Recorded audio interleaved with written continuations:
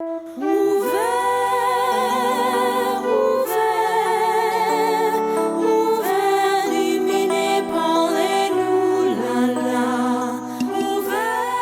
and Roderick Walcott were born on the same day, January 23rd, 1930, to Alex Walcott and her husband Warwick Walcott. Teacher Alex, as she was affectionately known, was the principal of the Castries Methodist Infant School, and like most principals, was firm but loving. Although their father passed away when they were very young, Derek, Roderick, and their elder sister Pamela were raised in a home with a passionate love and appreciation for literature, art, and music.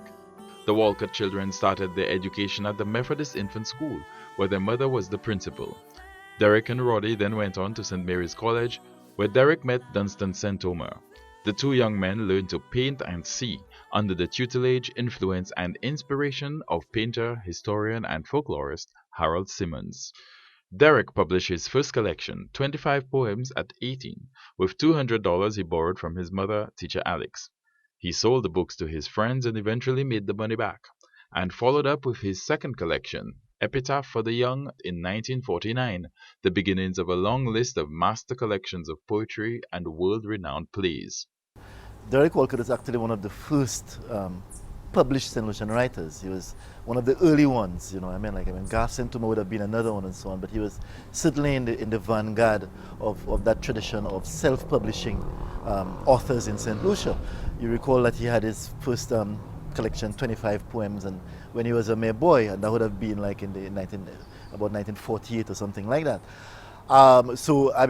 Basically what it really means is that there was this document, this book, and these books, when he started publishing more, that St. Lucian writers could actually read. For me personally, that was one of the first pieces of St. Lucian literature that I was exposed to, because my father was reading Walcott. I became very much influenced by his use of imagery, the clarity of his writing, his focus on the St. Lucian landscape, etc., etc. And I'm sure that is the same that happened for many other writers. Derek eventually won a scholarship to the University of the West Indies in Jamaica and left St. Lucia for Jamaica in September of 1950. By then he had established himself as a formidable young poet, and he and his brother Roddy, along with Maurice Mason and other young visionaries, had formed the St. Lucia Arts Guild.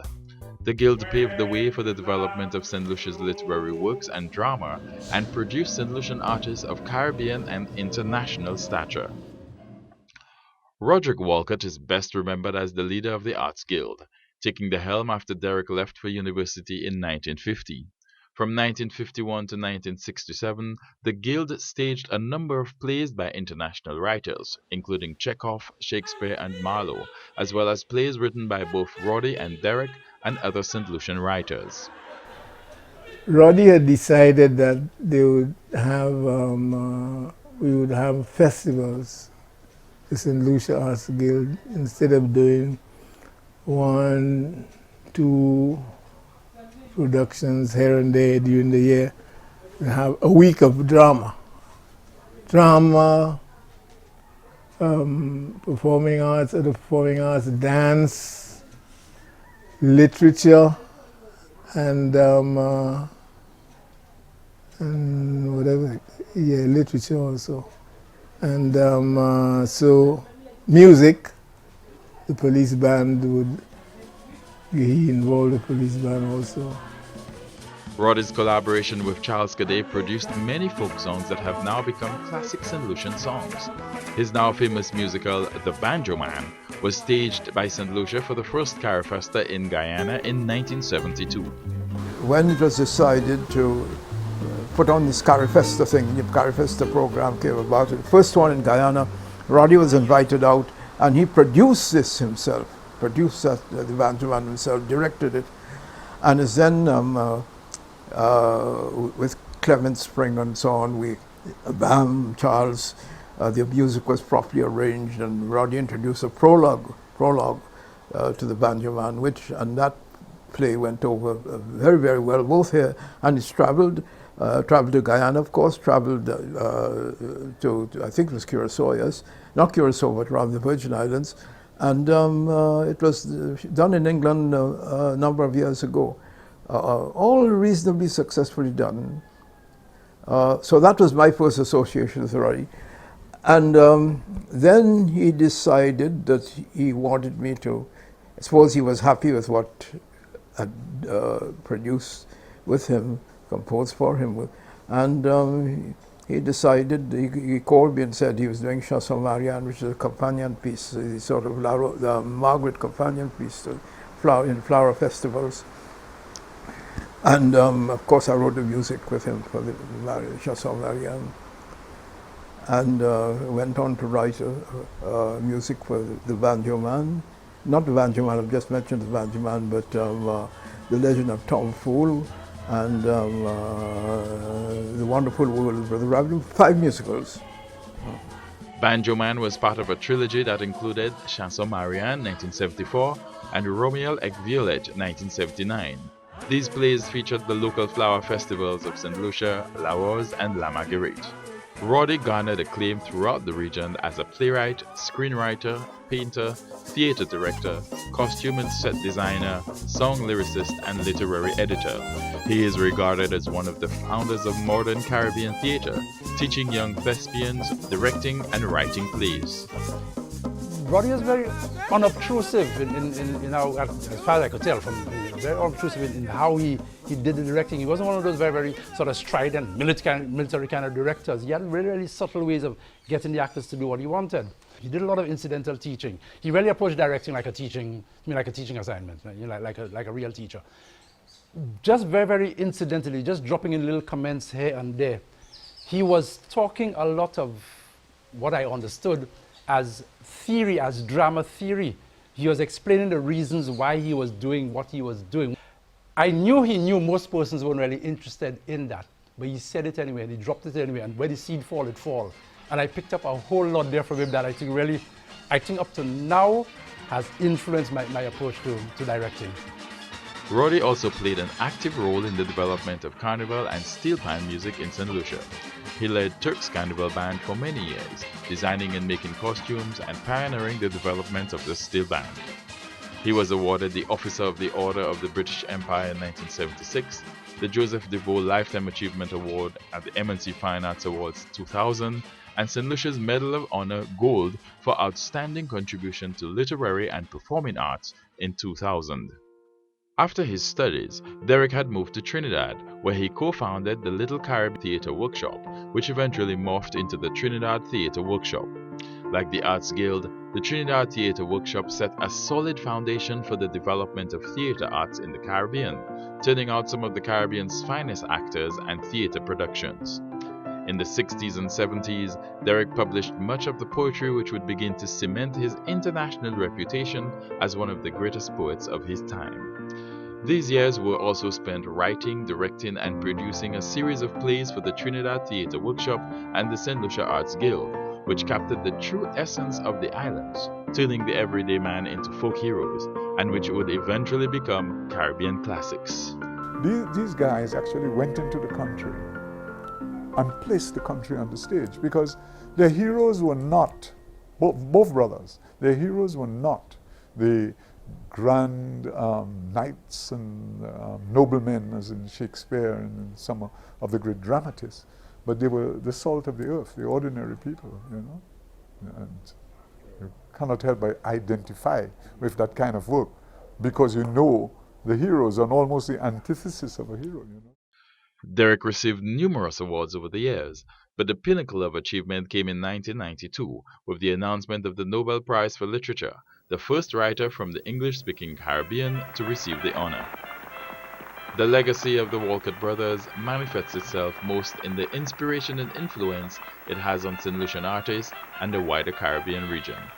Both Roddy and Derek, of course, within the Arts Guild, did a lot for the development of theatre in these very early days, you know, and with very little resources. In these days, there were no resources, which, you know, depends on your own resources.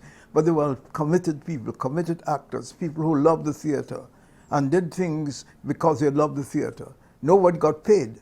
You know, it doesn't matter how much money I can get, which is today, you know. And it was that love of theatre, you know, that really created the success with it was limited success because it was done only in St. Lucia, but the success of these early efforts, you know. The influence is wider than I think we might have realized. Certainly in the 50s and early 60s, when the guild was of force not only in St. Lucia, but outside of St. Lucia, the kind of experimentation that was happening here in St. Lucia with a drama that was both drawing on the folk elements and so on in the culture, but also was aiming for a kind of poeticism, if you like. I think St. Lucia was very, very peculiar in that. That was very much Derek's influence. But it came through the Arts Guild because, you know, Derek would send his plays down and so on to do. Rodric's played The Harrowing of Benji. I think it still has the distinction, until research proves otherwise, it still has the distinction of being the most performed play in the Anglophone Caribbean. Because once it was done here and then word got out, everybody wanted the script. It was done in Jamaica, I don't know how many times, you know. And so, done in other islands, Grenada and Trinidad and so on. And he'd taken plays from here to Dominica. Dominican performers came over here to perform. There was more interaction and therefore, you know, more cross-fertilization. So the particular trend of theater that he was, well, it was just I mean, he was experimenting with a number of things, but what people sometimes refer to as total theater, that whole amalgam of music and movement, and, you know. He was a real, and still is, a real pioneer in that. I think he's been a tremendous influence, both in that kind of way, and in the fact that the tradition that he created here, with the generation before mine, like my brother Hogarth and Arthur Jacobs and so on, they laid a foundation for a number of us, you know, myself and others, coming into theater. We had a standard that we had to meet. It took me a while to understand how much of a pioneer that he was, really and truly. But yeah, I miss him. Certainly, as a poet, I think Roderic Walcott still is my main influence as a poet. I read international poets, I've met international poets, but after all is said and done, Roderic Walcott is still my poetry master. I learned how to write from him. The Walcott brothers and their generation, Charles Cadet, Dunson St. Thomas, call the names. They were a tremendous forming influence on us, whatever we are today. If you check the roots of what we're doing in our work, you will find the Walcotts, their generation, St. Thomas, Cadet, and all the others. And of course, beyond just St. Lucia, Caribbean. People talk sometimes about the post-Walcott generation. I don't use that phrase. Derek is still with us. He's still writing poetry, which is far ahead of what many of us are doing. There are real talents around in the Caribbean, in St. Lucia. But Roderic Walcott is still ahead of all of us, man, to what he's achieved, what he's doing. So as influence, oh yes, absolutely. The Walcott brothers and their generation, for me as a St. Lucian, also as a Caribbean person, very real, very formative, very substantial, and still very much there. The mere stature of Walcott is inspiration in itself. But his writing is in another class. And to people like me, the generation immediately after, he was a kind of yardstick that you use to measure your work. But that yardstick was always longer than a yard. I have seen a lot of work where you may not notice his hand in it, but the mere fact that a guy would choose a line in Creole to describe something, it is the kind of St. Lucianness that I speak about in Walcott's poetry. You know, when he, like when he talks of Cécenne, with a voice like country smoke, you know, of garden smoke, you know, and this kind, you actually smell the thing, and you feel the timbre of the voice coming in and out of it. Even his tribute to Cécenne is only a St. Lucian could have written that. We breathed art, you know, and oh, Roddy was good. Roddy was good. Himself and Derek, I tell you, teacher Alex was a boon to this country by having these twins.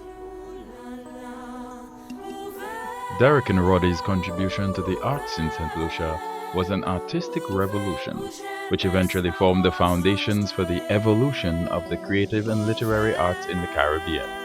Through their art, they have gifted us with vision, one which has enabled us to love and appreciate the beauty which they always found in the simplest aspects of Caribbean life. In Derek's own words, the only possible realization in these West Indies is art.